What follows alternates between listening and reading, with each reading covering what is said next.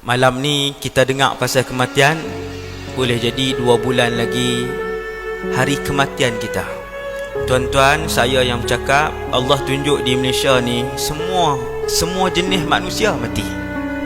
Kebanyakan mereka mati dalam keadaan mereka pun tak tahu mereka akan mati. Malam pertama duduk di alam barzakh. Perkataan inilah yang paling banyak diulang oleh orang yang melangkah masuk pada malam pertama ke alam barzakh, iaitu Rabbi, wahai Allah, irji'un, boleh tak kembalikan aku ke bumi?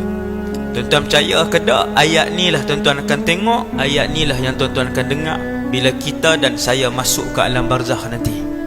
Allah ambil ayat ni, Allah rakamkan ayat ni dalam Quran, bagi tahu kat saya, kita hak duk hidup atas muka bumi ni, jaga-jaga jangan sampai mulut kita pun mendoakan seperti ayat ini, kerana doa ini, permintaan ini datang daripada mulut-mulut mereka yang mati tetapi tidak sempat beramal saleh ketika diberikan peluang oleh Allah hidup di atas muka bumi ini.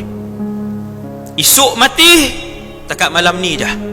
Maghrib tadi solat kamu yang terakhir, isyak tadi solat kamu yang terakhir, subuh esok pagi solat kamu yang terakhir, bacaan Quran kamu yang tahun lepas itulah yang terakhir untuk kamu.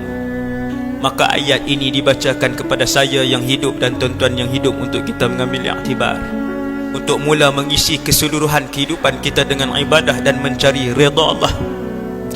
Kerana manusia yang mencari redha Allah dan akhirat, beliau akan diberikan dunia dan kekayaan oleh Allah Subhanahu wa ta'ala.